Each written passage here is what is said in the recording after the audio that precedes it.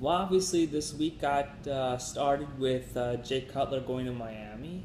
People think that it will be an okay reunion, considering that he found success with Adam Gase when Gase was the offensive coordinator in Chicago. But people have wondered why didn't Cutler's current team, the Miami Dolphins, give a crap about Colin Kaepernick? The same question we are applying to almost every team that we know is in need of a quarterback. Clearly, he is not the player that Aaron Rodgers or Tom Brady is. We all know that.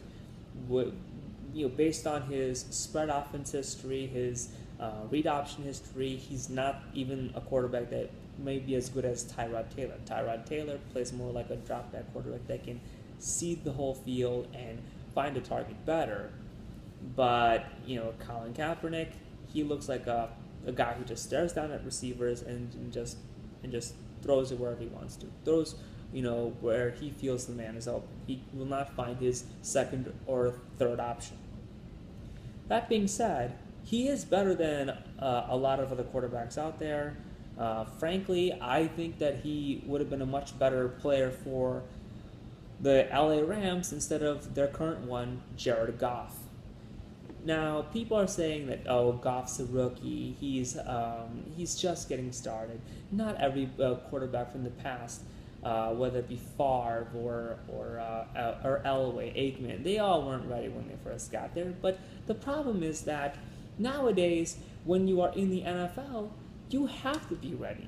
You have to be good. If you don't play well early, chances are you are not going to be a good quarterback down the road. And this whole rookie unreadiness myth started coming up in 2008. Matt Ryan and Joe Flacco were the two first starting quarterbacks as rookies in NFL history. There were no other quarterbacks, at least that, based on data that I could find, data that goes back to 1990. These are the only two to start at least 12 games in their rookie years, if not all 16. They were the only two to do that simultaneously in 1 year. Well, ever since then, the rookie quarterback success has exploded. We've seen a lot of great rookie sensations, whether it be the one-hit wonders like Robert Griffin III, the sustainable champions like Russell Wilson, Andrew Luck, Derek Carr, Marcus Mariota, Jameis Winston, Cam Newton. The list goes on and on. But in the case of Jared Goff, it looks like he's destined to be Blaine Gabbert, and the stats don't disprove it. The stats are pretty accurate when it comes to what he is destined to be. When Blaine Gabbert was a rookie, he had a passer rating of 65 when he was in Jacksonville. And remember, he took over for David Garrard pretty abruptly when David Garrard was released during training camp due to a back injury. He never played a game ever again, despite having training camp stints with the Miami Dolphins and New York Jets. But we know the history there in Jacksonville, and we knew the history afterward once Gabbert took under center. The guy was terrible against the rush. He was an interception throwing machine. He just didn't look the part, and it looks like Goff is heading there. Gabbert's passer rating was 65.4 as a rookie, and Goff's passer rating in 2016 was 63.6. Out of 29 quarterbacks that have at least 200 rookie throws, only one quarterback out of the 6 since 2008 has made at least one Pro Bowl. And that player is Matthew Stafford. I'm not sure if Jared Goff was as good as Matthew Stafford when Matthew Stafford came out, but when there are stats based off of what I found on Roto-World that showed that Goff was terrible against the rush. The inability to be accurate, the inability to read defenses in a sophisticated manner, and the fact that the Rams bankrupted the future for just one player. One player. It kind of shows me that this is not going to end very well. It will not end very well. And frankly, having Kaepernick as competition and as a mentor for adversity Forkoff would be good. But the problem is that the Rams, they actually they've never had a full-time minority head coach or general manager in their 81-year history. At the same time, they have not had a black quarterback play for them since Tony Banks in 1999. They've never had, if not 1998. When you look at this front office, based on an interview that took place between Kevin Gilbride and Mike Florio many months ago when the coaching search process was taking place, Gilbride talked about how when he went to the Rams during the 2011 season, the Rams were a pretty pro-business type of environment. They were pretty a pro-business type of team. They were showing you all these offices, all these elements of the organization that had nothing to do with football. And he pretty much implied that they only wanted somebody who fit within the organization rather than finding the best guy who could actually win football games. And based on the hires of Jeff Fisher, the succession to Scott Linehan like Jim Haslett, and a nepotism kid like Sean McVay and Jim Fossil's son John, they only care about guys who fit. They only care about guys who fit in the organization rather than about who can win them games. And when you see all these nepotism failures, and a lot of these nepotisms are based on the white families that preceded the black head coaches. A lot of these nepotism hires are based off of the number of white coaches that are in the NFL. They're not going to look at black men to lead.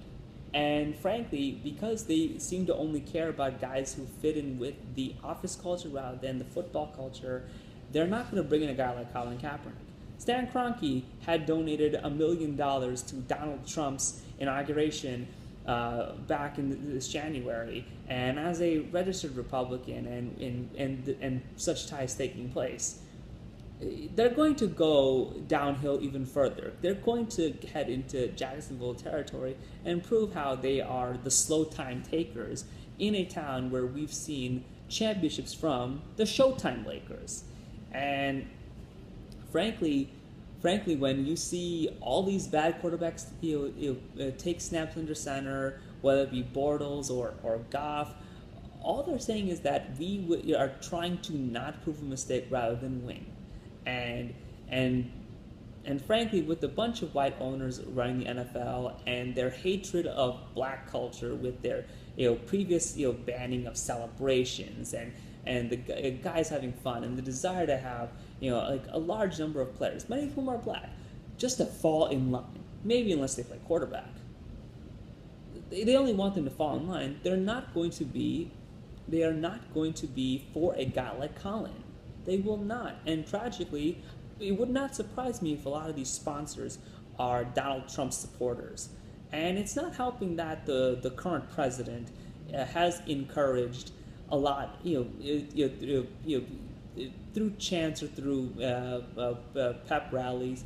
He's talked about an unemployed San Francisco quarterback. It would not surprise me if such political pressure is preventing them to bring in Colin, considering who they donated money to. Bob McNair, Robert Kraft, Jerry Jones, Shad Khan, Stan Kroenke are all men that have donated at least $1 million to Donald Trump, whether it be in the campaign or in the inauguration. And when these political ties are creating a conflict of interest that prevent Colin Kaepernick to get a job, don't expect him to get employed anytime soon. And the worst part of all is that when we know that players like Blake Bortles are inept, and it seems like they're trying to have some kind of dissonance, or they're trying to their best to not admit a mistake. Teams will suck, and they're going to pass up a possibly good player. And let's just say that there's like a chance he plays in 2018. Maybe in Canada he finds success. They will regret. They will regret passing him up. They will, and hopefully he gets a job anytime soon. But based on who skipped over him, his on-field flaws, and some character issues in the past, Anthem notwithstanding, I don't expect him to play in 2017. I don't. I hope he finds a job. I hope somebody gives him a chance, but these racist and political pressures and these narcissistic pressures behind all of him not being employed, and the fact that he's not Tom Brady or Aaron Rodgers, it just shows me that some people will just not let talent come through. Some people will take the loss with somebody worse than a few more wins with someone who's better.